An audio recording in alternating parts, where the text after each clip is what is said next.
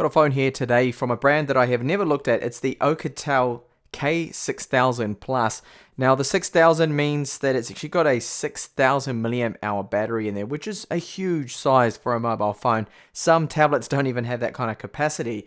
So this has a MediaTek 6750T in there, very similar to the Helio P10, although this version of the CPU is clocked down a little bit lower. So it's got 4 gigabytes of RAM, 64 gigabytes of storage, 5.5 inch 1080p screen. I got this review unit here from Tiny Deal,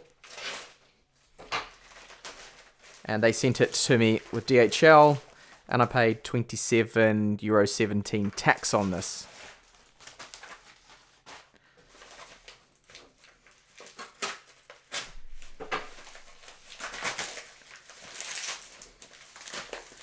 So reasonably well packaged up. There's a bit of bubble wrap in there. So Oukitel, first phone of theirs. No idea what to expect. I'm hoping it's going to beat the current battery life king for me, which is the Xiaomi Redmi Note 4X. That thing's got about 14 hours of screen on time. Hopefully this thing will be able to beat it. Alright, so that is a very chunky mobile phone. Very thick. I'll get onto the mobile in just a second. So here we have a SIM tool. What else is in here? Just a quick guide. Your standard kind of things you get. Okay, they do include a screen protector. That's nice. But here we have the OTA cable. They've included one, which you don't normally see. I'll get onto that charger here now. So they say it can charge the 6000 milliamp hour battery in under 2 hours, which is crazy fast. So there we go. Rated maximum rating 12 volts, 2 amps, fast charger, and of course the cable there in white, nothing else in the box. Okay, so it feels quite heavy. And I can see it has a pre-applied, well, screen protector and a clear case on there, which is good, you're getting that. So I'm just going to take it out of the case, just to get a look and see exactly how thick this thing is with such a large battery. It feels very bulky. Let's have a look. And well, 10.25 millimeters there. That's, well, it's not going to break any records for the slimmest phone, but I guess that's not the point of it. The point of it is about battery life. So I'll get the screen protector off here. Comes pre-applied. I'll also just weigh it to see how heavy this is. It's not exactly light feeling to me. 207 grams. Yeah, that's not the lightest mobile.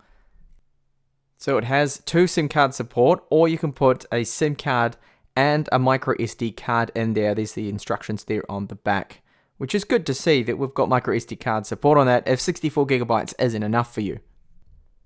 So looking at the top front here, we have an 8 megapixel f2.0 aperture camera for selfies, the earpiece, and just along here is an ambient light sensor. Now this glass around the edges, that's 2.5D.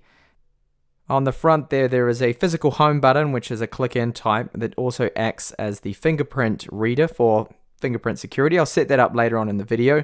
So we've got 2 screws holding in the rear housing, loudspeaker and microphone here.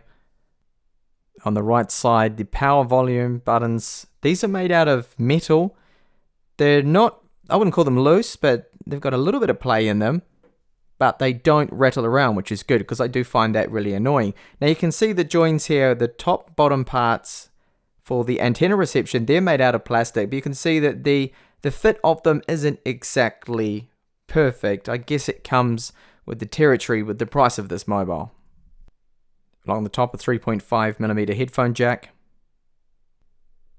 On the upper left-hand side of the phone, you'll find the SIM tray there for the SIMs and the micro SD card.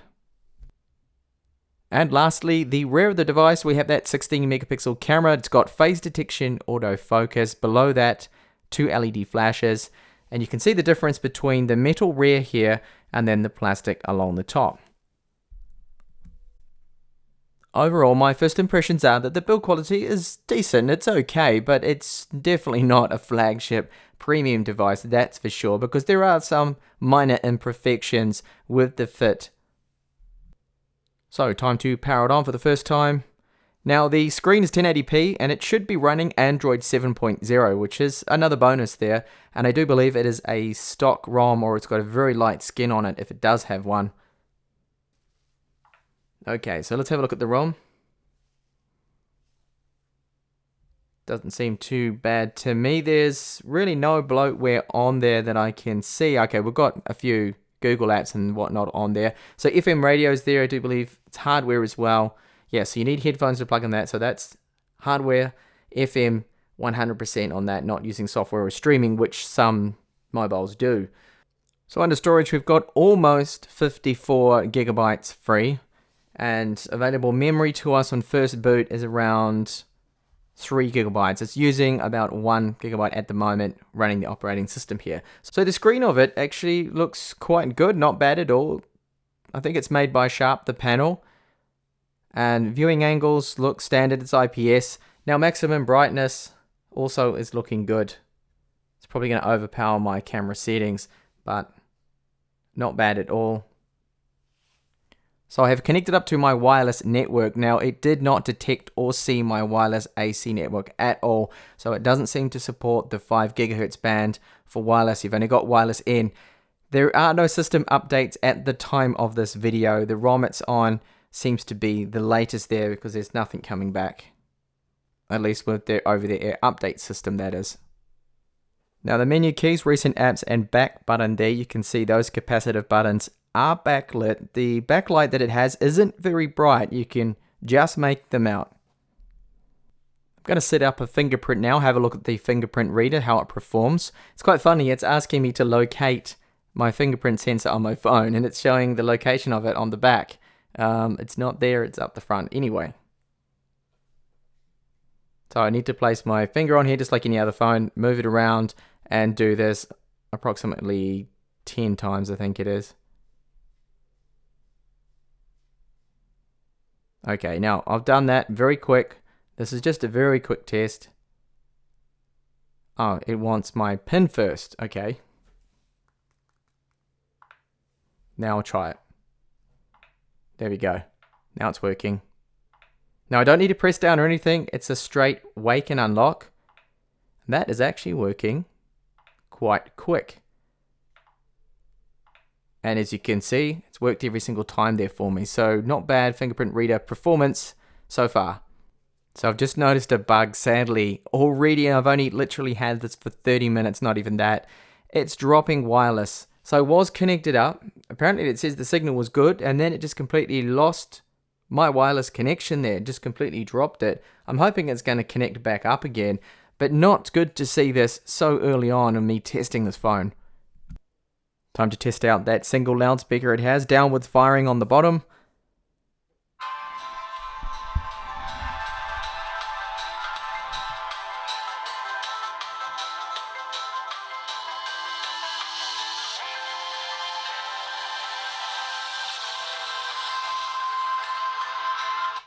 Alright, so it's not the greatest sounding loudspeaker.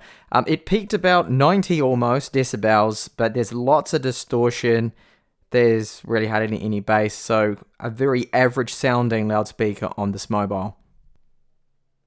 This now is the stock camera application we have, so we've got filters along here. Swapping over to the front facing camera, control the flash. That is all standard. There's filters, so video mode, photo mode, beauty mode, advanced. This just has more your pro settings so you can tweak. It's very hard to see. They're just along here because I've got such a light background at the moment.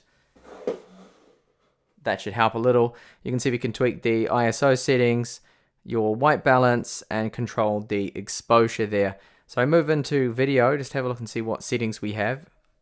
I don't imagine this can do... Okay, so there's no real settings there. I just think that video quality high, that will be 1080p. I don't think there is a 4K option on this. That is the high, oh no, fine quality. And it does have electronic image stabilization that can be enabled, but it's off by default, as you can see there. And you've got a few settings you can tweak there. The white balance, exposure compensation, and of course add your location. Photo, have a look at what settings we get in that too. So photo settings, almost the same. Anti-shake, zero shutter delay, face detection. So we'll look at the shutter rate. That's good. That's just instant, really. And these kind of lighting conditions, you'd expect that. So I'm going to go outside now, take a few photos and some samples from the front and rear cameras. Here's a sample from the front-facing camera. So it's set on the fine setting, and at the moment the quality to me looks actually reasonable looking at the screen. Of course I won't know until I put this on my PC. So let's check out the rear camera now. So I put the setting on to fine, which is the best quality I would say that this can produce. I can tell that autofocus doesn't seem to work at all. You need to use tap to focus. There we go. And I'll see if I can get it to focus on something here. Up close.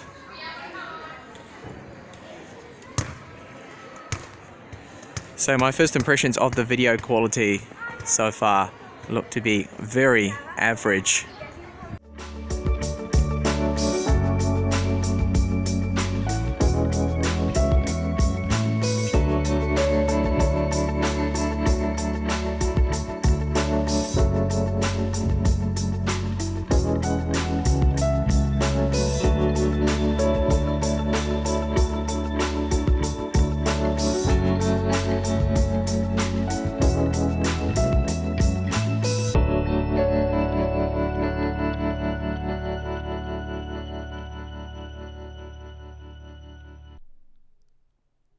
So first impressions of the Oukitel K6000 Plus are so far good. The camera quality has surprised me a little bit. The still images, as you can see from those samples, it's quite sharp. It tends to be quite a good looking image to me. Not as bad as I thought it was going to be. So the build quality is average. The fit and finish isn't quite perfect. Some of those joins there with the front and the rear meet up. And we do have that plastic top and bottom. The screen on it is nice, it's bright, it's sharp, IPS panel. The fingerprint reader unlocks instantly, works very well. The loudspeaker's also loud at 90 decibels, however the quality of it isn't the greatest, there is some distortion there.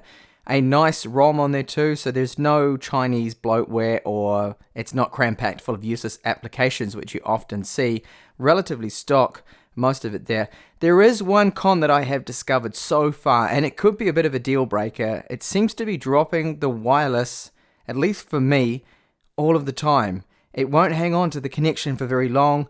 It drops off, it needs to connect again. It'll work for a while, then it drops off again. So that I'm going to have to test out. Hopefully there's going to be an over-the-air update to fix that problem with my unit. So I hope to see you back in my full review. Thank you so much for watching this video.